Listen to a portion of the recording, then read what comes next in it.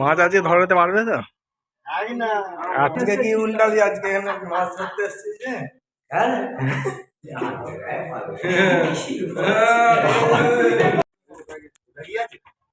মাছ আজকে ধরতে পারবে তো?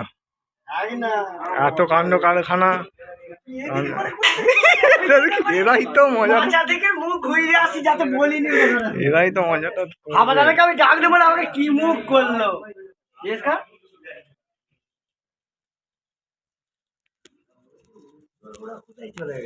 আমাকে কি মুখ করলো হাওড়াকে বললাম, হাওড়া তোর ডাক ঘুমোচ্ছি, আমাকে বলছে খোকনের জায়গা খোকন আমাকে ফোন করে। বাবা, তুই এরকম কথা বলেছিস? হ্যাঁ,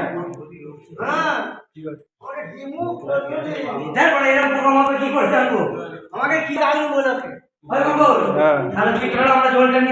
কোনখানে কল আছে চল যা।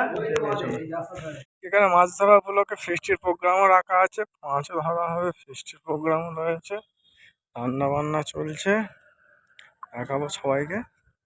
এই ফেরিটাতে আজকে আমরা মাছ ধরবো।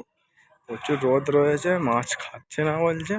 সবাই ওখানে সাদা লাগানো আছে দেখতে পাচ্ছ, ঠিক আছে, কিন্তু মাছ খাচ্ছে না বলছে। সবাই কি এখানে চলে এসছে নাকি দেখি, এত রোদ গরমে।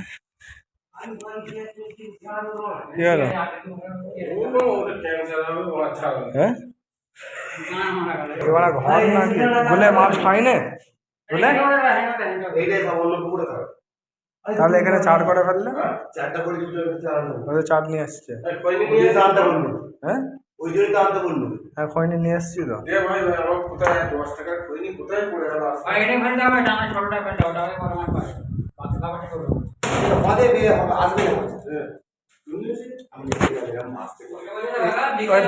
বড় মাছ কোনটাতে আছে?